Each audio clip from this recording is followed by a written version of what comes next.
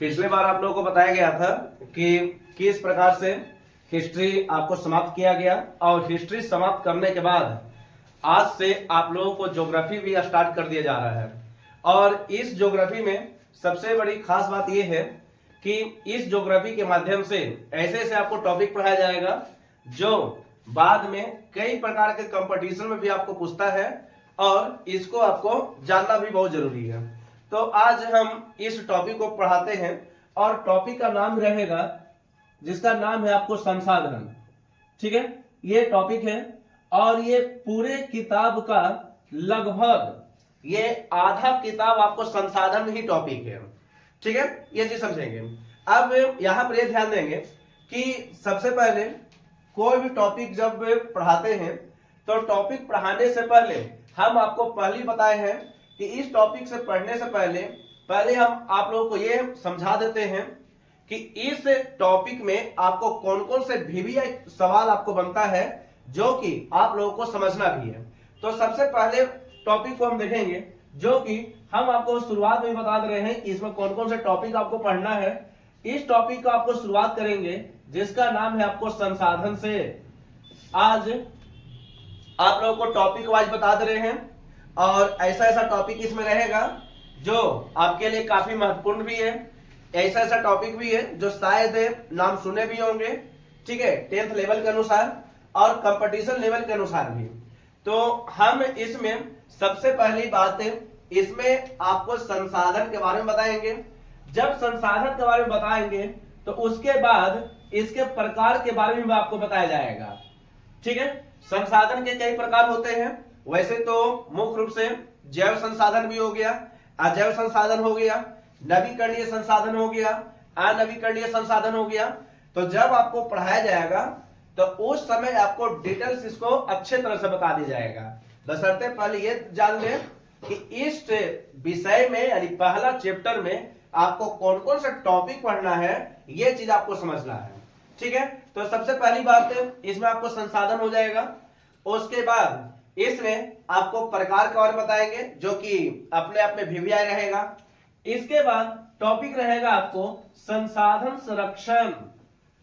संसाधन संरक्षण, ठीक है, एक टॉपिक ये भी है जिसका नाम है आपको संसाधन संरक्षण। ठीक है, अब संसाधन संरक्षण क्या है तो यहां पर नाम से स्पष्ट है। संसाधन संरक्षण का मतलब हो गया बचाना, यानी संसाधन को बचाने के लिए संसाधन संरक्षण पर आपको ध्यान दिया जाएगा। अब इस संसाधन संरक्षण को पढ़ने के लिए कुछ आपको एग्जाम्पल भी बहुत जरूरी है कि आखिरकार कौन कौन से संसाधन संरक्षण हुआ जो भूगोल के लिए काफी ज्यादा महत्वपूर्ण भी माना जाता है। ठीक है, तो सबसे पहले एक टॉपिक आपको पढ़ाएंगे जिसका नाम है आपको नर्मदा बचाओ आंदोलन, नर्मदा बचाओ अभियान। ठीक है, ये चीज समझेंगे। अब यहां पर एक टॉपिक वाइज आपको पढ़ाया जाएगा, बारी बारी से आपको पढ़ाएंगे और इससे बहुत सारा सवाल भी बनता है, ये सवाल भी आपको बताएंगे। और नर्मदा बचाओ आंदोलन पूरे सोशल साइंस में अगर देखा जाए 10th में तो आपको 2 से लेकर 3 तक 3 बार तक आपको पूछा हुआ है। तो शुरुआत में आपको बढ़िया से बता देंगे, ठीक है, बाद में आपको और आसान से कर दिया जाएगा। लेकिन पहले इसको जानेंगे कि संसाधन संरक्षण में आपको एक टॉपिक वाइज मिलेगा जिसका नाम है आपको नर्मदा बचाओ आंदोलन या नर्मदा बचाओ अभियान। नर्मदा खुद एक नदी है, ठीक है, और ये नदी बचाने के लिए आपको अभियान आपको हुआ था। क्यों हुआ था ये आपको उस समय आपको बताएंगे जब आपको टॉपिक इसकी शुरुआत करेंगे। उसके बाद एक और रहेगा जिसका नाम है आपको चिपको आंदोलन। चिपको आंदोलन, एक आंदोलन ये भी है जिसका नाम है आपको चिपको आंदोलन। ठीक है, अब ये चिपको आंदोलन क्यों हुआ था, क्या कारण था, ठीक है, ये सारा सवाल आपको इसमें आपको बताया जाएगा। नर्मदा बचाओ अभियान हो या फिर चिपको आंदोलन हो, ये सारा टॉपिक आपको टॉपिक वाइज ही आपको बताया जाएगा। ठीक है, ये चीज समझेंगे। वैसे तो याद रखेंगे ये हुआ था आपको 1989 ईस्वी को, जबकि ये जो हुआ था ये हुआ था आपको 1973, कहीं कहीं 72 भी देता है, तो 72-73 ईस्वी को हुआ था। ठीक है, चिपको आंदोलन, तो ये बहुत जरूरी है, ये चीज समझेंगे। इसमें एक व्यक्ति का नाम आएगा जिसका नाम है आपको सुंदरलाल बहुगुणा। सुंदरलाल बहुगुणा, बहुत चर्चित नाम है, बहुत ज्यादा चर्चित नाम है। और इस नाम के उल्लेख आपको बताएंगे कि किस प्रकार से ये चिपको आंदोलन की शुरुआत आपको किए हैं। ध्यान रखना कि यहां पर नाम से स्पष्ट है चिपको, यानी आपको चिपकने के बारे में यहां पर बताया गया है। और यहां पर चिपको का मतलब यह है कि पेड़ पौधे से चिपकने की बात किया जा रहा है। ठीक है, तो चिपको आंदोलन भी आपको बताया जाएगा, जो कि बहुत ही वीवीआई क्वेश्चन है और सवाल इससे भी आपको बनता है। उसके बाद अच्छा, नर्मदा बचाओ आंदोलन में एक व्यक्ति का नाम आएगा जिसका नाम है आपको मेघा पाटेकर। ये मेन नेता का नाम है। ठीक है, ऐसे तो नेता कई होते हैं, लेकिन उसमें से भी मुख्य नेता होते हैं। तो ध्यान रखेंगे कि नर्मदा बचाओ अभियान में एक जो मुख्य नेता का नाम है जिसका नाम है आपको मेघा पाटेकर। चिपको आंदोलन से संबंधित एक और आंदोलन मिलेगा जिसका नाम है आपको अपिक्को आंदोलन। अपिक्को आंदोलन, अपिक्को आंदोलन एक आंदोलन ये भी है, दोनों लगभग नाम मिलता जुलता है। एक है आपको चिपको, एक है आपको अपिक्को। ठीक है, दोनों आपको लगभग नाम मिलता जुलता रहा है। तो ये दोनों जो है, चाहे वो चिपको आंदोलन हो या फिर अपिक्को आंदोलन हो, दोनों आंदोलन आपको पेड़ पौधे से संबंधित है, पेड़ पौधे के संरक्षण से संबंधित है। तो ये टॉपिक भी आपको पढ़ना है। ठीक है, और अपने आप में बहुत ही वीवीआई सवाल आपको बनेगा, सारा कुछ बताएंगे, लेकिन आपको जानना है कि कहां से सवाल बनता है और किस प्रकार का सवाल है। लेकिन ध्यान रखेंगे, इसके नेता का नाम याद रखेंगे जो कि जरूरी है। इसका नेता का नाम है जिसका नाम है आपको पांडुरंग हेगड़े, ये इसका नाम है। ठीक है, ये चीज समझेंगे। तो यहां पर संसाधन संरक्षण में ये हम आपको टॉपिक बता रहे हैं। इतना सारा टॉपिक पढ़ना है। कुछ ऐसे भी टॉपिक है जो आपको इस मतलब बुक में न भी दिया गया है। ठीक है, तो उस टॉपिक के बारे में आपको बताएंगे। हम आपको पहले बताएं कि पढ़ना ऐसा है जो हमेशा आप लोगों को ये सब याद भी रहे। ठीक है, ये चीज समझेंगे। तो इसके बाद एक और टॉपिक आएगा जिसका नाम है आपको तरुण भारत संघ। तरुण भारत संघ के बारे में आपको बताया जाएगा। ठीक है, तरुण भारत संघ। यहां पर तरुण भारत संघ का मतलब ये हो गया कि ये एक संगठन था जो वर्षा जल संचय पर ध्यान देता था। वर्षा जल संचय। ठीक है, वर्षा जल संचय। वर्षा जल का मतलब वही पानी हो गया, तो वर्षा के पानी को संचय करने के लिए। ठीक है, तरुण भारत संघ की जो स्थापना हुआ था, यह हुआ था आपको 1975 ईस्वी को। और इसी तरुण भारत संघ के माध्यम से वर्षा जल संचय पर आपको काफी ज्यादा ध्यान दिया गया था। पता भी होना चाहिए कि सबसे ज्यादा शुद्ध जल आपको वर्षा का माना गया है, सबसे ज्यादा शुद्ध होता है। और यहां पर यह भी ध्यान रखेंगे कि ये जो तरुण भारत संघ है, ये आपको वर्षा जल संचय पर काफी ज्यादा ध्यान दिया गया था, जिसमें एक व्यक्ति का नाम आएगा जिसका नाम है आपको मेजर राजेंद्र सिंह। मेजर राजेंद्र सिंह, यही एक व्यक्ति है जिसे वाटर मैन ऑफ इंडिया भी कहा जाता है। वाटर मैन ऑफ इंडिया एक उपाधि है, इसको उपाधि दिया गया है।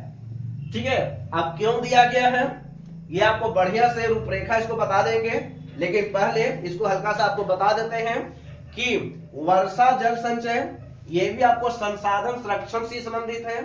संसाधन को बचाने के लिए इतना सारा आपको नियम बनते जा रहा है, और ये सारा नियम आपको बताएंगे जो कि अपने आप में भी आई है। ध्यान रखना कि संसाधन संरक्षण ऐसा नहीं है कि किसी भी देश के लिए सर्वोपरि नहीं है, बहुत ज्यादा सर्वोपरि है। ठीक है, प्रत्येक लोग चाहता है कि संसाधन को बचाना। ठीक है, जितने भी वस्तु है सबको बचाने पर ज्यादा ध्यान दिया जाता है। ठीक है, नष्ट करने पर ध्यान नहीं दिया जाता है। हम आपको उस समय बताएंगे कि किस प्रकार से आप संसाधन को संरक्षण कर सकते हैं, संसाधन पर नियम कर सकते हैं। ठीक है, संसाधन पर नियम बना सकते हैं।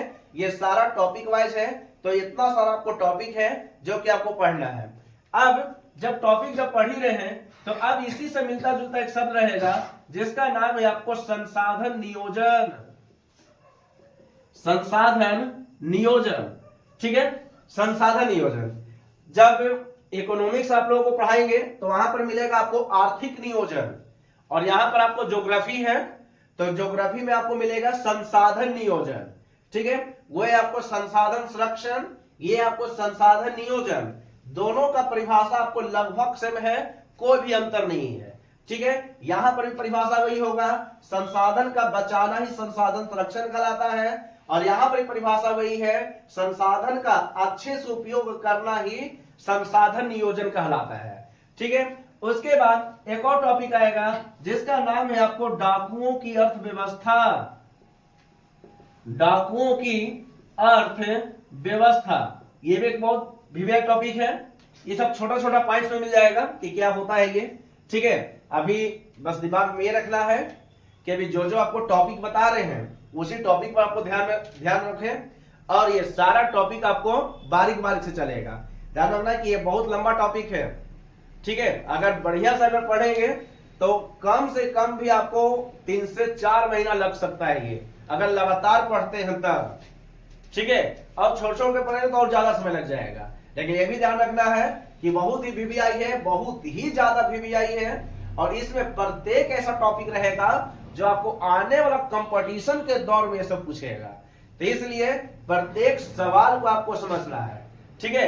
ऐसे भी ध्यान रखना, सोचो हल्का सा कि आप हल्का सा ये भी ध्यान देना कि जिस दिन आपका सिलेक्शन होगा ना, ठीक है, जिस दिन आपका सिलेक्शन होगा, ताना मारने वाले भी आपको ताली मारेंगे, ठीक है, ये चीज ध्यान रखना। इसलिए बार बार आप लोगों को बोलते हैं कि पढ़ाई ऐसा करो कि जब तक सिलेक्शन ना हो जाए जॉब में तब तक पढ़ाई करना है, ठीक है। और एक चीज और ध्यान रखना, वही चीज फिर से रिपीट कर रहे हैं कि जिस दिन आपका सिलेक्शन हो जाएगा उस दिन ताना मारने वाले भी आपको ताली मारेंगे, तो इसलिए हल्का से ये बात ध्यान में रखना है, ठीक है।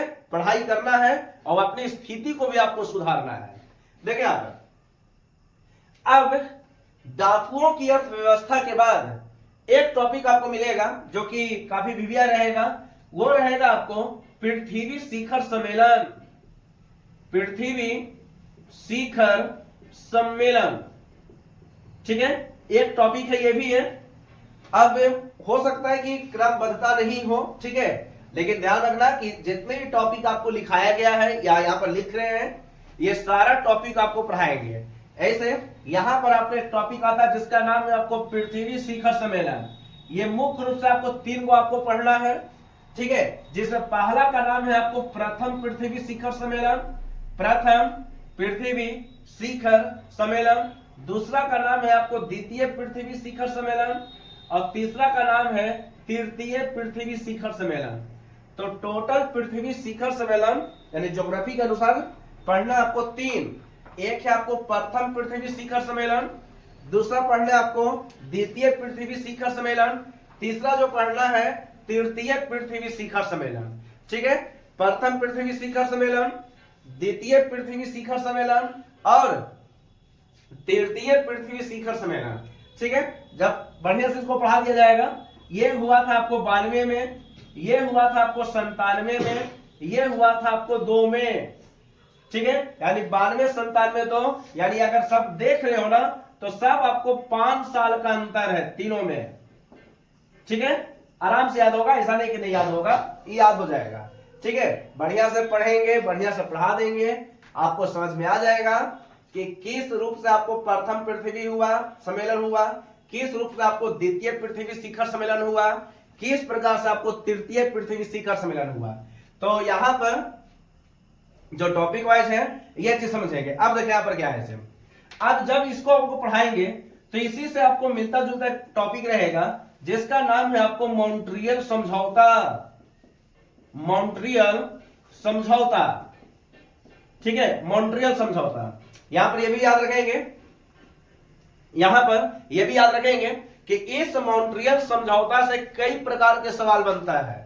तो मॉन्ट्रियल समझौता एक अच्छे से आपको विस्तार से आपको बता दिया जाएगा, ठीक है, कि मॉन्ट्रियल समझौता किस रूप से होता है और इस समझौता में कौन कौन से बात कहा गया है, यह सारा कुछ आपको बताया जाएगा, ठीक है। याद रखेंगे कि मॉन्ट्रियल समझौता सन 1987 ईस्वी को हुआ है। इसके ठीक 10 साल के बाद एक और समझौता हुआ है जिसका नाम है आपको क्योटो सम्मेलन। क्योटो सम्मेलन, ठीक है, ये हुआ आपको ठीक इसके 10 साल के बाद सन 1997 ईस्वी को।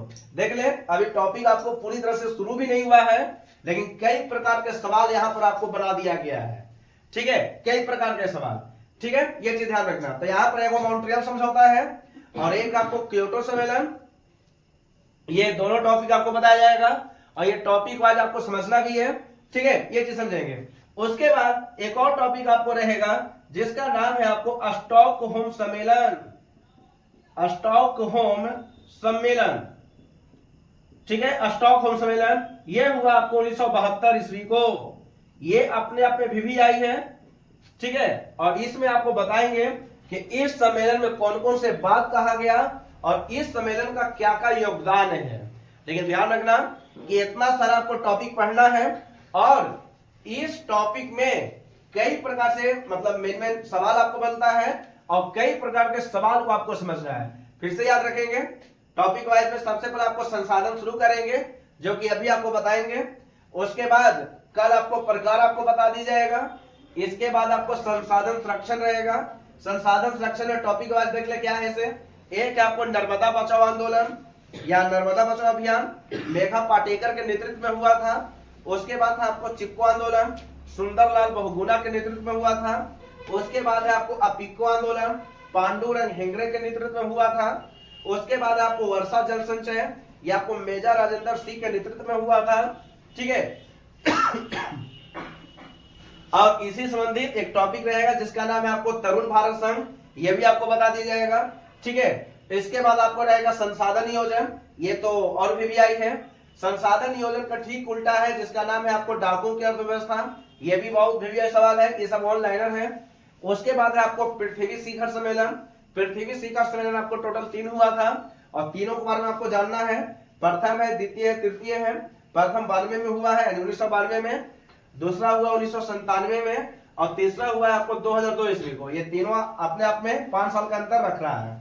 ठीक है, उसके बाद आपको रहेगा 1987 ईस्वी का मॉन्ट्रियल समझौता।